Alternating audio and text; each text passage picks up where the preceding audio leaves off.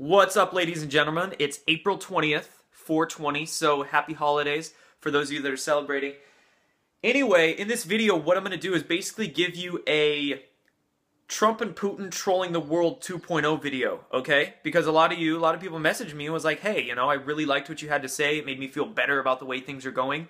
And that video that I released, the Trump and Putin one, was 5 days ago.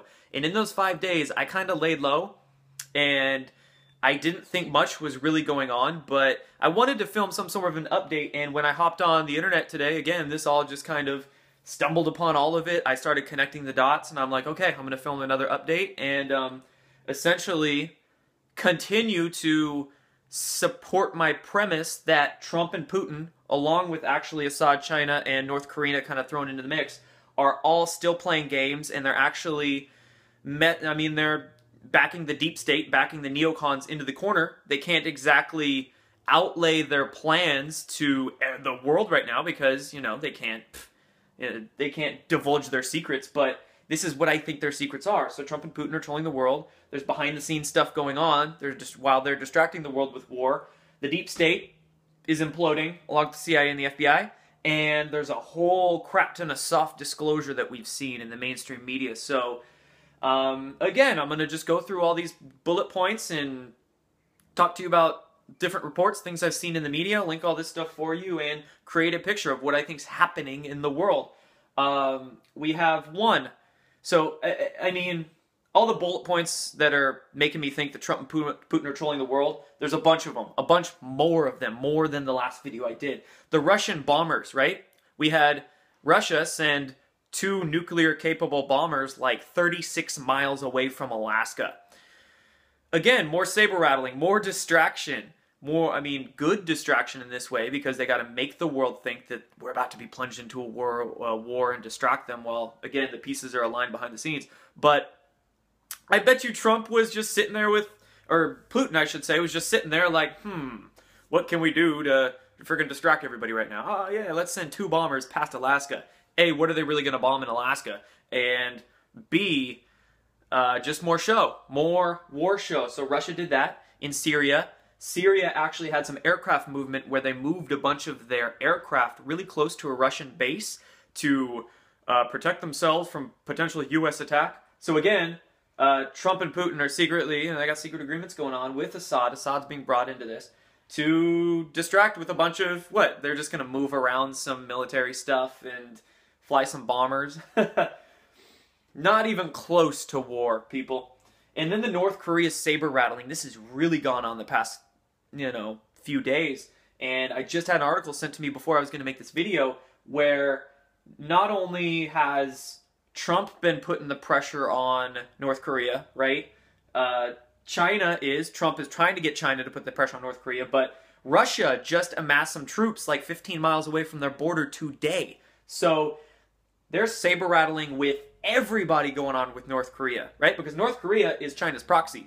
So China is using this proxy again, the bear and the eagle team up to take down the dragon and the snake. The dragon, or China, was brought into this by these guys, and they're basically using their proxy in a good manner now. Good, it's all perception, but a good manner, you could say, to go along with this plan to distract the world and the deep state while it implodes. So everybody has a show problem with North Korea. And again, what's North Korea going to do? They shot a missile off, it blew up. I'm like, shoot, that missile was probably like primed to blow up just to create more story.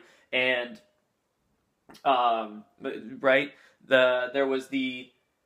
I saw in the media where the Carl Vinson was actually heading away from North Korea, yet the corporate media called it like, oh my gosh, World War III is going to break out tomorrow because of the ship movements, even though they were headed away. So again, it's all distraction. The Russian bombers, the media was like, oh my gosh, World War III is going to happen tomorrow, yet those bombers flew, and at the same time, while there's all this contrived war between America and Russia, dude, U.S. and Russia, the astronauts teamed up at the International Space Station just a couple days ago. So it's all show, right? And it's just a big old pre-planned thing while the behind-the-scenes action goes on. All the chess pieces are aligned. behind the scenes. And a couple of those I want to discuss with you. A couple more I've really come across that, again, make me think that I'm on the right track. I hope I am. The ex-DynCorp vice president was arrested. It was a guy who was pretty high up in the army, I believe. I think he was like a lieutenant or something like that. But he was the vice president of DynCorp for 3 years. Arrested for pedophile and human trafficking related issues. So if he's going down, that's a big name. And not only do we have him arrested, but we have a lawsuit launched against George Soros right now that I just saw in Zero Hedge this morning. Well, where there are actually billionaires, there are very wealthy people who are suing George Soros for being a racketeering billionaire. This is a big-time lawsuit because there's big money behind it, so I don't expect this to just get brushed under the rug, right? Ex-DynCorp VP arrested. And remember what DynCorp is? DynCorp is like deep state human trafficking central right there. Cynthia McKinney called out Donald Rumsfeld on the Congress floor about DynCorp and their employees messing around with kids and being found out to be pedophiles and human traffickers. So this is a big-time thing if you're not aware of what DynCorp is. But look into it. A lot of connections between them and also the Clinton campaigns and all that nonsense. That, George Soros, and Jason Chaffetz. This was really interesting. He actually said he wasn't going to seek re-election next year in 2018 and he was going to step down from politics. Now, whether he is stepping down from politics because he really wants to spend more time with his family, as it was reported in the mainstream media, and he is basically just sick of DC politics, or this could have been a specific chess move to get Trey Gowdy in as the chairman of the House Oversight Committee that Jason Chaffetz was head of. This dude I've been a massive fan of.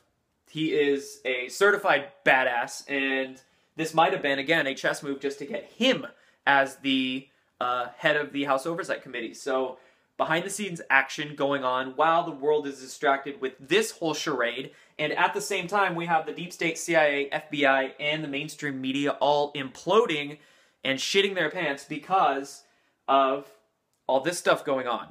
So one, we had Bill O'Reilly and all his issues. He's out of Fox News now. For whatever happened, I didn't waste my time reading too much into it, but he's gone, so the mainstream media is imploding. Then we have the pedo elites. We have some of the top Republicans, remember, who are some of the worst of the worst. Lindsey Graham and John McCain basically split and get really, really worried. Lindsey Graham said that he is, quote, Donald Trump's biggest fan right now because of his foreign policy. So Lindsey Graham's a huge Trump lover, while at the same time, what was supposed to be Lindsey Graham's best friend in John McCain, this guy is still acting all old and senile over here, saying, and I quote, I hope Donald Trump isn't a part of the establishment or didn't fall into it. So these guys are like splitting. And remember, these are some of the top pedos. So if we have Mr. ex-DynCorp VP arrested over here for pedophile charges, these assholes probably know that their time is closing. And that's why he is jumping ship, trying to embrace Trump. This guy is, John McCain just literally won't give up. Also, on this end that I didn't write down, George H.W. Bush is in the hospital. So again, these top elites, these pedo elites, top deep staters, shadow governmenters, they are mentally stressed out, mentally worried, getting physically sick because they, all the freaking incoming cosmic energy and the changes going on, their physical body can't sustain themselves because they keep being assholes, basically. And also we have Hillary Clinton. She is having issues again, more so, as if she couldn't have more issues than 5 months ago, but it just doesn't quit for her because she's coming out with there's a book coming out apparently about her failed campaign or whatever, but one of her aides, one of her actual staffers, leaked images of this book with derogatory statements about Hillary Clinton in it. So one of her own aides was doing that, and I just saw this today, but it was funny to me. She's trying to do damage control, who the heck is making her look like a douche. So lots of stuff imploding while that, the behind the scenes action is making these guys worried and all this going on. And also lastly, CBS reported, there's a lot of bullet points right here about this implosion. Sorry, I'm kind of jumping from each one, but CBS News reported that apparently one of their sources within the intelligence community said that the CIA is now looking for the Vault 7 leaker within their own ranks. So the CIA and the FBI are abandoning their Russia narrative, which is why this was, again, a master chess move, because the mainstream media can't use this as a talking point anymore, the Russia thing. Blame the Russians. Now, the CIA is looking for that Vault 7 leaker within their own ranks, because we all know it was probably a pissed off operative that leaked all the Vault 7 documents to WikiLeaks to disclose. So the CIA is imploding, along with the mainstream media, along with the pedo elites, along with the deep state, and the CIA and the FBI head, they're actually meeting for a secret, basically a secret spy meeting in New Zealand today or tomorrow, or just like literally very soon, if not already. I just saw this, again, a lot of these things I've seen over the past like day or two, they just kind of come to me, and I thread them together for you guys in these videos. CIA and FBI heads, so Comey and actually Mike Pompeo, who I think Donald Trump didn't really want to put Mike Pompeo in there, but he was kind of forced to, or he had a plan to do it. But anyway, Mike Pompeo and Comey, they're probably meeting in New Zealand to like save their ass. It's like a super secret meeting. I think it was just announced on Tuesday or Wednesday, and there's all this covertness and this shroud of secrecy behind it. So anyway, they're all trying to save their skin while their stuff implodes, and while all this is going on, there is a ton of soft disclosure occurring in the mainstream media.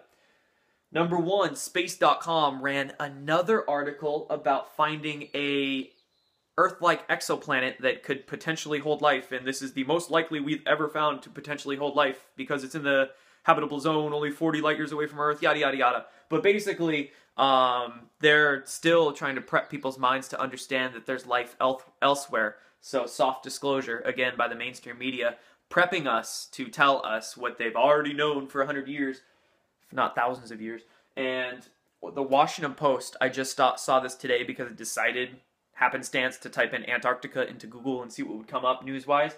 Washington Post ran an article yesterday, huge disclosure, BTW, about Antarctic rivers, and they were saying there was just a study published in the Nature journal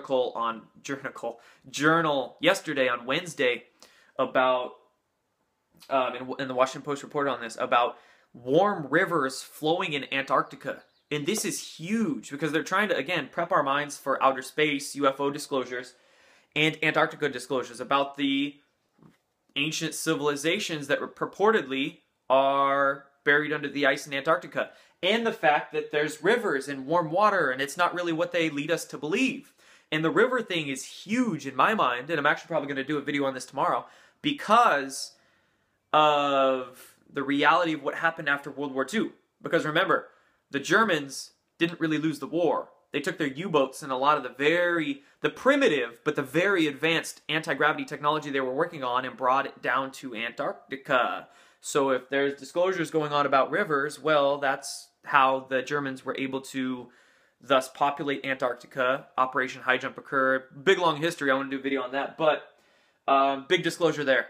Rivers in Antarctica. So, again, I want to tell you guys there's nothing to worry about. There's nothing to fear. I sincerely believe that, and I have faith on right now, that the Alliance, the White Hats, the good forces in the universe and on this earth per se have everything under control, and they're just sifting through a lot of BS that they need to, but things are still very well on a good path. Putin and Trump still distracting the world, still playing all these shenanigans, saber-rattling with North Korea. Remember, North Korea's in on this. Syrian aircraft movement, just a lot of, basically they're flying stuff around and moving things to get people to freak out and distract them while they can have it more quiet, right? They can distract everybody with this while they can work that behind-the-scenes stuff and not have many people report it. But I'm kind of being the fool and outing all their plans, right? If I'm right, that's pretty funny. All this can go on, and again, I want to lay a lot of these dots out to you because, I mean, a lot of people messaged me and said, "Yo, I mean, that video you did made me feel so much better about things." Good. I'm going to, you know, keep doing these updates and keep outlining what I see to you guys because I think things are going very well. Lots of implosion going on the deep state. Thumbs up for that. And then, boom, a lot of disclosures. And this is going to keep ramping up, all the soft disclosure stuff. So we saw space.com, the Antarctica thing. Oh, and again, a big one I didn't write down because there's just so freaking much that's going on. What was that article that was discussing how Harvard researchers or some big name researchers found antimatter or like negative mass and how that can make time travel possible or something? Basically what that article states is that modern physicists are so lost because the foundations they were taught are just completely skewed, but they're getting really close to, they want to disclose the realities behind time travel, space travel, and right, life on other planets and what's the heck is really going on here. But you have to unlearn a lot of stuff on the physics realm, kind of like I was talking about at that Schumann video I just did. You have to unlearn a lot of stuff and then relearn it, especially on the physics realm. So anyway, a lot of great stuff going on. And also, thank you guys, I would like to say, because I read all of your comments on my videos. I can't respond to all of them, but I read them all. And the nice ones make me feel all warm and fuzzy inside, and the funny ones absolutely crack me up. So I love all you guys. And thank you guys for your support as well, for you guys that have contributed to the PayPal or the Patreon and whatnot, so I can continue doing this for you guys and spending time to research this and outline it and put it together in a flowing, succinct way for you guys. So anyway, thank you for your support. Thank you for your kind words. Thank you for sharing all this information to try to help people piece things together. So again, they're not so emotionally fearful and they can kind of integrate that right brain and the left brain and not be so caught up in all the craziness going on. So anyway, thank you guys. Peace out. Done.